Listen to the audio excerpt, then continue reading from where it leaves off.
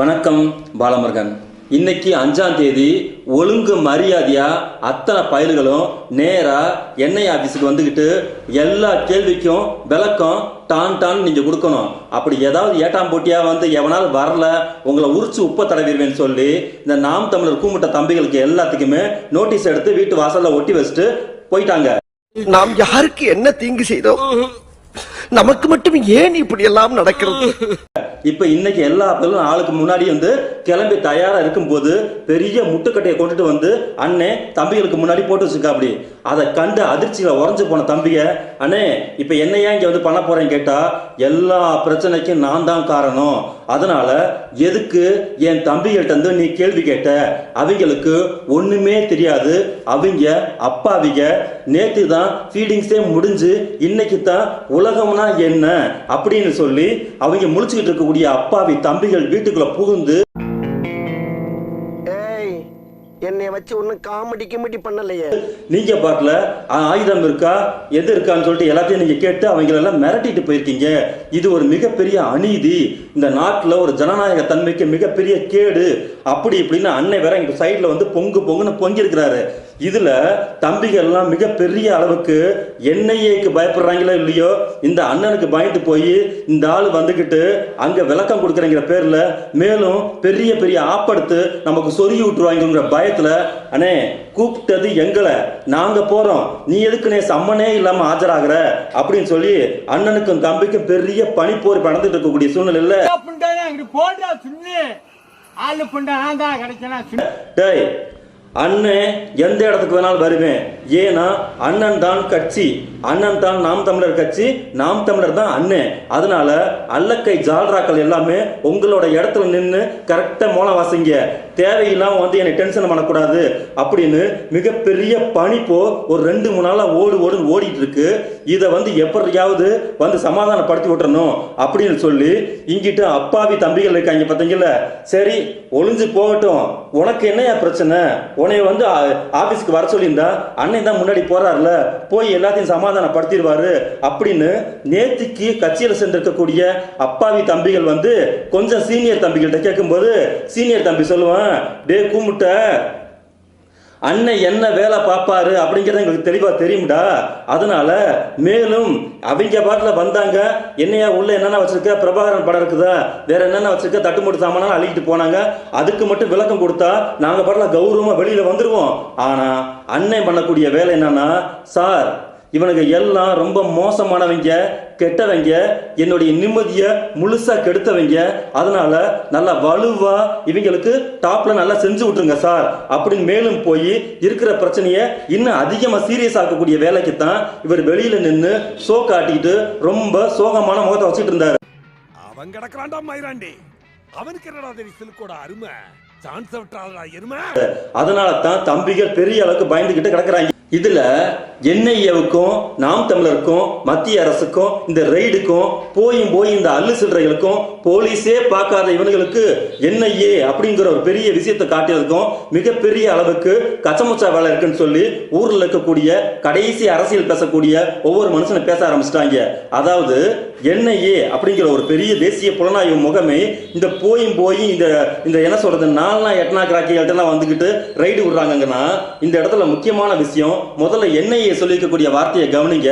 பகிரங்கமா அவங்க அறிவிக்கிறாங்க, நாங்கள் கைது செய்ய மாட்டோம். நல்ல வார்த்தையை கேட்டுக்குங்க. கல்யாண மாப்பிள்ள சொல்ற அப்படி, நான் கல்யாணத்துக்கு வருவேன் ஆனால் தாலி கட்ட மாட்டேன். இது எப்படி இருக்கு? ஆனா இதே என்ஐஏ அங்க ஜார்க்கண்ட்ல போயிட்டு முதலமைச்சரை கைது செய்வதற்காகவே அங்க உள்ள நுழைஞ்சது. அங்க கைது பண்றதுக்கு முன்னாடி அவர் வந்து பதவியை ராஜினாமா பண்ணிட்டு வேற இது அமைச்சுக்கிட்டார், அது வேற விஷயம். அப்போ ஒரு நோக்கத்துக்குள்ள இன்னொரு உள்நோக்கம், உன்னை நான் கைது செய்வதற்காகவே உன்னை ரைடு பண்ணுவேன், இங்க உன்னை கைது செய்ய மாட்டேன், சும்மா வந்து உன்னை பார்த்துட்டு போவேன்னா, இங்க இருக்கக்கூடிய முக்கியமான விஷயம் எதோட டச் ஆயிருக்கு அப்படிங்கறத நம்ம முக்கியமா பார்க்கணும்.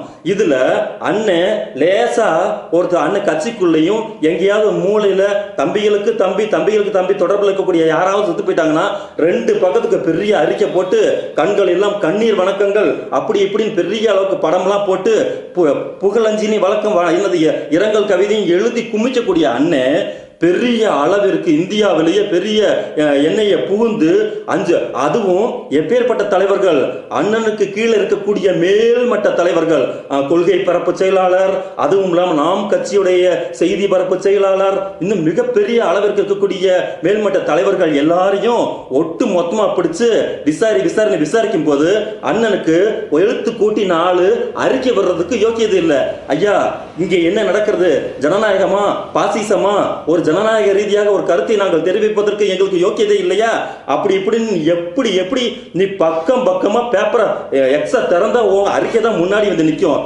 ஏப்பா 5 பேர் 10 பேர் மொத்தம் கொத்தா கூட்டிட்டு போய் இன்னைக்கு விசாரணைக்கு வாங்கடான்னு சொல்லிருக்காங்க. ஒரு அறிக்கை கூட, ஒரு பிட்டு அறிக்கை கூட வந்து சீமான் ஆகிய நீங்க வெளிப்படுத்தவே இல்லைன்னா அப்ப என்ஐஏக்கும் உங்களுக்கு உள்ள இருக்கக்கூடிய கனெக்ஷன் என்னங்கிறதையும் மக்கள் கேட்கிறாங்க. ஏதோ தொடர்பு இருக்குமோ என்ற சந்தேகம் எல்லோருக்கும் ஏற்பட்டிருக்கிறது. இதுல முக்கியமான பிரச்சனை என்ன கேட்டீங்கன்னா, அண்ணியோட குடைச்சலுக்கு தான் இவ்வளவு பெரிய கதையை நடந்து முடிஞ்சிருக்கு. அதாவது பொதுக்குழுன்னு உன கூட்டி இவனுக்கு அடிக்கக்கூடிய அல்ட்ராசிட்டிய என்னால தாங்க முடியல. யோ, நீ எல்லாம் ஒரு கட்சி வச்சு நடத்துற, நீ தான் கட்சியோட தலைவர்னு வாய்கிலேயே எங்க போனாலும் கிளின்னு கிழிச்சுக்கிட்டு இருக்க. அங்கேயும் ஒரு ஆளை விட்டுக்கிட்டு சீமானை தவிர இங்க எவனும் வந்து அடுத்த கட்ட தலைவர்னு எவனும் சிந்திக்க கூடாதுன்னு சொல்லி அந்த ஒரு டம்மி பீஸ் இருக்கு தெரியுமா, அதை விட்டு பேச விட்ட. அதுக்கு பின்னாடியே இன்னொரு விட்டுக்கிட்டு இதற்கு பெண் தான் ஒரு பெண் பொதுச் செயலாளராக வர வேண்டும் அப்படி இப்படின்னு எல்லா கதையும் விட்ட. ஆனா உன் கதையை அங்க இருக்கிற ஒருத்தன் கூட ஒரு மயிருக்கு கூட மதிக்கவே இல்லை. அதுல சாட்டா மாமா பையன் சொல்றான், 208 பேர் தான் உனக்கு 1000 ரூபாய் பணம் கொடுத்துருக்காங்க, ஓ யோக்கியதா அந்த அளவுக்கு தான் இருக்குன்னு சொல்லிட்டு அதுல பின்னாடியே இன்னொரு டுஸ்க உனக்கு ஏத்துறான். நீ ஒரு யூடியூப் வச்சிருக்கிற, உன் கட்சிக்குள்ள இருக்கக்கூடிய அத்தனை பேருமே யூடியூப் வச்சு நடத்திட்டு இருக்காங்க. ஆக மொத்தம் இந்த கட்சி ஒரு யூடியூப் கட்சிங்கிறது உலகத்துக்கே தெரியும். அந்த யூடியூப்லயாவது நீ முன்னாடி வந்து நிற்கிறியான்னு கேட்டா அதுல கூட உனக்கு துப்பு இல்லையே, துப்பத்தா பையலைன்னு சொல்லி வீட்டுக்குள்ள அண்ணி செம்மையா ரிவிட்டு அண்ணனுக்கு ஏத்திருக்காங்க. உனக்கெல்லாம் மானம் சூடு சொரணை ஈனம் எதுவுமே கிடையாதா? சோறு தானே திங்கிற. கடைசியில காரணம் பார்த்தா உட்காந்து இந்த சாட்டா மாமா அப்பலுக்கு 13 லட்சம் பேருக்கு மேல சப்ஸ்கிரைபர் வச்சிருக்கா. அப்படி இதை ஒவ்வொருத்த கறிக்கஞ்சி அவையவே தனித்தனியா வச்சுட்டு இருக்கும்போது அண்ணனுக்கு 30 லட்சம் வான வேடிக்கை மாதிரி வாய திறந்து உங்க வெளியில அளந்துகிட்டு இருக்காரு. ஆனா 30 லட்சத்தை சரி பாகுதி சப்ஸ்கிரைபரை இந்த சாட்டா மாமா பையன் வச்சிருக்கிறான். அப்போ அண்ணே சொல்லக்கூடிய எந்த பேச்சையுமே இந்த சாட்டா மாமா பையன் இருக்கான் பாத்தீங்களா, அவனுடைய சப்ஸ்கிரைபர் எவனுமே கேட்கறது கிடையாது.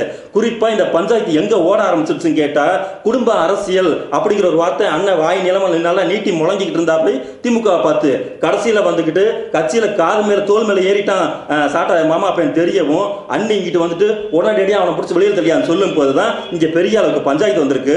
எப்படிப்பட்ட பஞ்சாயத்து வந்திருக்குன்னா, அண்ணிய உள்ள சேர்க்கறதுக்கான இந்த மேப்பூச்சு கீப்பூச்சு வேலையெல்லாம் பேசுவாரு. தாய் வழி சமூகம், தந்தை வழி சமூகம் எல்லாம் பேசி ஓரளவுக்கு அனுசரிப்பா இந்த தம்பிகளை வச்சிருந்தா இவன் என்ன பண்றான்னு கேட்டீங்கன்னா, சாட்டா மாமா பையன் சாயந்தரமா ஒரு வீடியோ போட்டு அன்னை பூசின பூச்சை எல்லாத்தையுமே கலைச்சு அண்ணிய தெரு மட்டத்துக்கு கீழே பார்டரா கொண்டுட்டு வந்து இறக்கி விட்டுட்டு அண்ணியோட குடும்பத்தையே வந்து இழுத்து தம்பிக்கு ஃபுல்லா செய்யின்னு சம்மா செஞ்சு விட்டுறாங்க.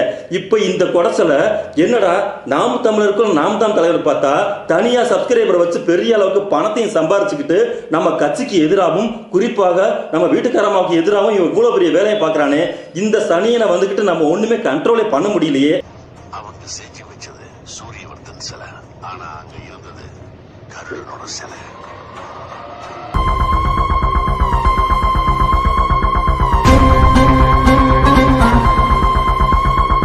ஏன்னா இவன் கூட ஆரம்ப காலகட்டத்தில் சரக்கு போட்டது அங்கங்க ஜாலியா இருந்தது போன எல்லா ஆவணத்தையும் கையில வச்சிட்டு இருக்கானே, இவனை எப்படி மிரட்டுறது? இவன் பின்னாடி 10 பேர் கூட்டி சேர்ந்துட்டு இருக்காங்க. எந்த நேரம் அசந்த நேரத்தில் நம்ம டவுசர் அவுத்துருவாங்கிற பயத்திலேயே அண்ணன் மிகப்பெரிய அளவுக்கு மன உளைச்சல் ஆகி போய், சரி நம்மளுடைய லாஸ்ட் சோர்ஸ் ஆஃப் பாயிண்ட்டை கையில் எடுத்தாதான் இவனுக்கு ஃபுல்லா சரி போட்டு வருவாங்க சொல்லி நேராக போக வேண்டிய இடத்துக்கு போய் காலில் விழுந்து ஸ்டார்டா நம்ம காலில் வந்து, ஐயா என்னை நீங்க காப்பாத்தி தான் ஆகணும், உங்களுக்கு நான் 14 வருஷம் சர்வீஸ் பண்ணல, இன்னைக்கு நான் இருந்தா தானே உங்களுக்கு அடுத்து சர்வீஸ் பண்ண முடியும், அதனால இவனுங்களை முதல்ல தட்டி வைங்க அப்படின்னு அவன் இந்தியில கேட்கிறான். அவனுக்கு என்னையா பிரச்சனை கேன்னு கேட்கும்போது, எனக்கு ஏதோ பிரச்சனை நான் அழுகிறத பார்க்கவும் சரி இவனுக்கு ஒரு பிரச்சனைன்னு சொல்லி எனக்கு புரிஞ்சுக்கிட்டு என்ன அல்லா பெல்லாம் அள்ளி உள்ள போடணுமா கேட்கும்போது, அதெல்லாம் பண்ணிடாதீங்க, நீங்க சும்மா செல்லமா தட்டி மட்டும் கொடுங்க, நான் இங்கிட்டு நீங்க கிள்ளி விடுங்க, நான் இங்கிட்டு தாளாட்டு பாடுறேன், இவங்களை மிரட்டி மட்டும் வைப்போம், ஏன்னு கேட்டீங்கன்னா இவங்களை அள்ளி போட்டா அப்புறம் உங்க பொழப்புக்கு ஆபத்தாயிரும், அதனால சரி போன்னு சொல்லவும் தான் இப்ப இவ்வளோ ரவுண்டு இங்க ஒரு ஆட்டம் ஓடி அடைஞ்சிருக்குன்னு சொல்லி மக்கள் எல்லாருமே பேசிக்கிறாங்க. இதுல லாஸ்டா தம்பிங்க இருக்காங்க பாத்தீங்கல்ல, போலீஸ் என்னையன்னு சொல்லி வரவும் எங்கடா அவன் வேலை தன்னுடைய டிவியில் வச்சிருக்கூடிய பிரபாகரன் படத்தெல்லாம் எடுத்துட்டு இப்ப விஜய் படத்தை வச்சுட்டு ஓடிட்டானுங்க. எப்ப நம்மளெல்லாம் போலீஸ் பிடிச்சிட்டு போயிடுச்சுன்னு வச்சுக்கோ, வீட்டுல கும்மாங்குத்து நம்மளை குத்திடுவாங்க பயந்துக்கிட்டு நமக்கு சேஃப்டியான இடம், நமக்கு பாதுகாப்பான இடம், அந்த மடம் இல்லைன்னா சந்த மடம் சொல்லிட்டு எல்லாம் சீமானை விட்டு விஜய் பின்னாடி ஓடிட்டு பாதி பேர் ஓடிட்டாங்க. இந்த புலம்பல்லையும் உட்காந்து நீ ஒரு புலம்பல் நேற்று ஒரு அறிக்கை விடுற, என் கட்சியில் இருப்பவன் அனைவருமே விஜய்க்கு ரசிகராக இருந்தாலும் அவன் சீமானுக்கு தான் ஓட்டு போடுவான், நீ ஒரு அறிக்கை விட்டுட்டு இருக்க. அவையெல்லாம் கட்சி மாறி போய் அங்க உறுப்பினர் அட்டையை வாங்கிட்டு அங்கிருந்து உனைய பார்த்து சிரிச்சுட்டு இருக்காங்க. இந்த சூழ்நிலையில இன்னைக்கு மிகப்பெரிய விசாரணை என்ஐஏ ஆபீஸில் நடக்க போகுது. எப்படி நடக்க போகுதுங்கிறது தெரியல. நாம் எல்லாம் வெளியில இந்த வேடிக்கை பார்த்துட்டு இருக்கோம். என்ஐஏ ஆபீசருக்கு இந்த சீமான் தம்பிகள் இந்த ஓட்ட உடசல் எல்லாம் பயப்படுறான்னு சொல்லியோ, இந்த அன்னை வந்து உள்ள உட்காந்து குட்டி கலாட்டா எதுவும் பண்ணிடுவா படையன்னு சொல்லிட்டு பெரிய அளவுக்கு பயந்து போயிருக்காங்க. எதிர்வாழக்கூடிய காலகட்டத்தில் இன்னும் என்னென்ன அங்க வான வேடிக்கைகள் நடக்குங்கிறத நாம பார்க்கலாம். ஆரம்பிக்கலாம்.